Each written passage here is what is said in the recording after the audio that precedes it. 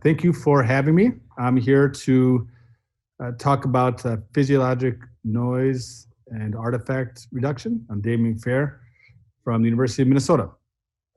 I do have one conflict to describe. There'll be one slide about the firm software. I'm a founder of Nous Imaging, who now licenses that software for the commercialized version of it.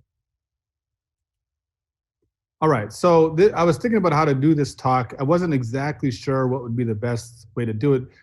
The meat in the technology of noise reduction is not necessarily my bailiwick, but I am a applier of a lot of different tools. I do examine a lot of this stuff in my own work, and so I decided to come at this from my background and my history in cognitive neuroscience. And so, the term cognitive neuroscience is actually about 50 years old now, born out of a taxi ride from Mike Gazzaniga and famous neuropsychologist George Miller, with the intention of trying to, integrate the details of neuroscience with a parallel field at the time of constructs in neuropsychology. Now that field was actually boosted quite a bit by the invention of PET and, of course, now functional MRI, which has come quite a long way. But in the early days of cognitive neuroscience with these images, and I'm putting this up as a reminder of my very first fMRI experience as a graduate student of a single subject, dissecting lexical processes in an individual with perinatal stroke. These are the types of experiments that would have been historically done. Of course, they're still being done today. But I'd say probably back, about 2005, right after this paper came out, the field changed drastically with regard to how research was conducted with resting state functional connectivity MRI. And my life changed drastically at that time too, where it almost became exclusively for a long time purely on this particular technique. But what I can say is that there are certainly many kind of fundamental properties of brain organization and topology that came out of this work. But really, but it also shifted some of the questions that we were asking because of the ease at which we could acquire the data.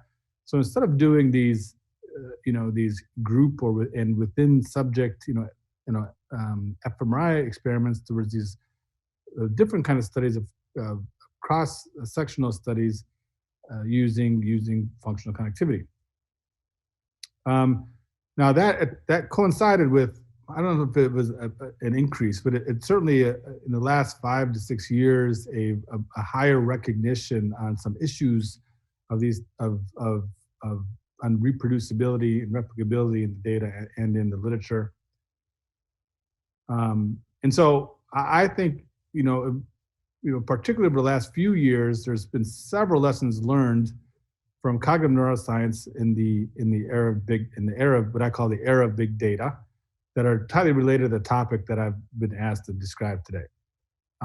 With regard to big data and many subjects, we now know that for a lot of these types of analyses that we're conducting these days, that the effect sizes are relatively low, and that the sample size required needs to be very large, up to thousands of participants to get a true effect, whether it's structure or function. Otherwise, you can get very highly significant values in the literature that are, in some cases, even opposite. We've also learned, from big data within subject, lots of data within subjects, that even though a lot of the stuff we've been doing on has given on the average brain across many participants has provided lots of fundamental principles of brain organization that we now know through several studies that while this general structure exists in individuals, it's very detailed and with lots of topological variants that are likely of high importance. The problem with the data, with our data, is that in order to obtain those nice, precise levels of individual variation, you need lots and lots and lots of data. This is from a paper by Tim Lauman in 2015, which showed that almost 40 minutes of data of the subject sitting in a scanner, even up to hour and a half of data, is required to be able to get a reliable measure of this individualized topology, despite how important it actually is. And so part of the goal, I would say, in the field right now, to save costs and reduce such a burden and improve the science, is that we need to increase the effects by lowering the noise within an individual, thus lowering the sample size, potentially lowering some of the sample size requirements. So what are those sources of noise we are trying to get rid of? Well, there's things like motion. If you're developmental cognitive neuroscience like me, that is your bane of your existence. There's physiologic, cardiac and respiratory noise, thermal noise, partial voluming, etc. So one way to increase the SNR in our images is by going to high field, so ultra high field fMRI. Bold sensitivity is increased with higher fields, increases superlinearly with higher fields. Now, temporal SNR is not only the construct of field strength, obviously, but system stability, physiologic noise, and things of that nature are also highly contributing to TSNR. But ultra high field can help. Over the last several probably decade or so, there's been a large increase of studying motor and sensory systems at these higher fields and getting to very intricate understanding of some of the organization. This has probably have gone less into the cognitive neuroscience realm, which is my space, but I think that is likely coming. The part of the issue here is accessibility. So this is just a picture of all the 7 T scanners in the U.S. to do human high field imaging. That likely will need to expand, but I believe it is doing so. The other aspect of ultra high field that I thought was important to mention, this is actually of a 10.5 T human scanner at the University of Minnesota, but it also allows some very nice measurements in animal models, including non-human primates, that we can use as a bridge across the species, which we think is pretty important as well. There are several challenges. One is accessibility of ultra high field magnets. As the signal goes up, sort of the noise and distortions. There's catching up with widely available tools for processing and community use, and accessibility of informatics platforms to handle the large amounts of data that accompany such these types of data acquired in this way. What else? What about thermal noise or noise generated by thermal fluctuations in some of the hardware? I think this is probably the era of multiband, that also changed the field quite a bit in recent years, where we're able to collect much higher spatial and temporal resolution data.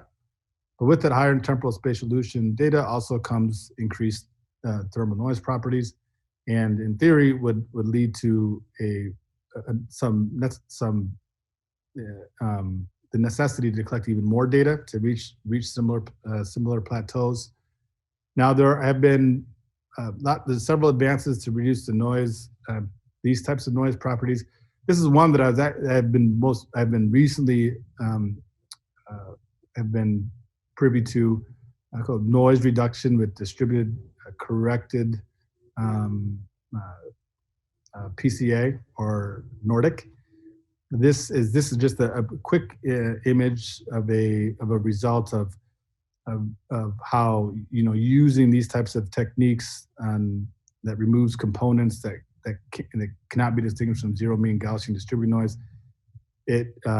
That the same sensitivity that you can get in 5 runs with standard acquisitions can be done in 1 run with this NORDIC. There are a few other attempts of doing something similar, but this is likely something that will be coming down the pike very, very soon, so we can get the both of the best worlds with a higher spatial and temporal resolution, but also with higher SNR. There are a few challenges. One is it's new. There needs to be some additional stress testing. Of course, funding to push this stuff to the masses is always a challenge. Motion, of course, again, which I was highlighting earlier, is very difficult for development in cognitive neuroscience. So even though there's some distance, one of the advantages of higher spatial and temporal resolution with multiband is that each one of these shots can serve as its own volume. There's been some folks at UCSD, Anders Dale, and others who have been utilizing this volume information. This is an example of a technique called Supremo, super resolution motion correction, where you can get motion measurements at much higher resolutions than you possibly can get if you're just looking at the data from TR to TR traditionally. This information can be used for both retrospective motion correction to improve on and potentially even prospective motion correction if it's going to be applied in real time in the scanner.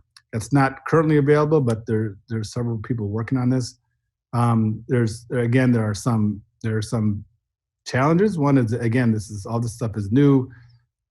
It's not clear, but there may be some current alternatives that may be just as effective. It requires vendor support, particularly for the prospective motion piece of this. Then it's a compute heavy exercise, so efficiencies are always an issue. And then there are a few others that are related to the folks on this panel, actually, that are of high relevance, that look at lots of different aspects of this noise. One that I think has been around for a while, but will gain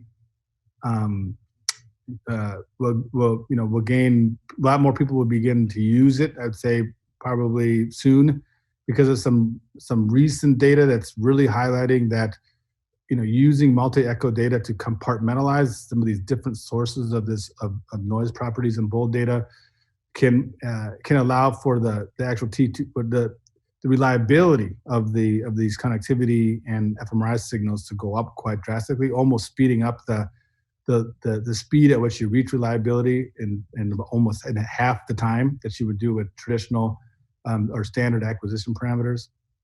So very promising, and something that's likely to be deployed quite more in new years, in the upcoming years.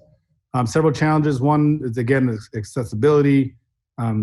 Although most of the vendors all do this now, but catching up to widely available tools for processing for community use is certainly a challenge that needs to be addressed. And additional testing for optimizing, I think, is still ongoing. And again, if the goal, the last piece here is that if the goal is to save costs and reduce burden to improve the science, there are some other more mundane things we might be able to do. 25% of the data for many of our studies is simply thrown away, because of QC issues related to artifacts, making the research much more expensive for both big data many subjects and big data within subject. We have been working on, simply improving the workflows, providing operators and patients information about their motion and the QC of their brain images in real time to assist in making sure that the data quality is good before the subject gets out of the scanner. There's been several contexts that have been very useful. This is just one of them in infants across 2 different sites, of highlighting how just simply giving information to the operator about the specifics of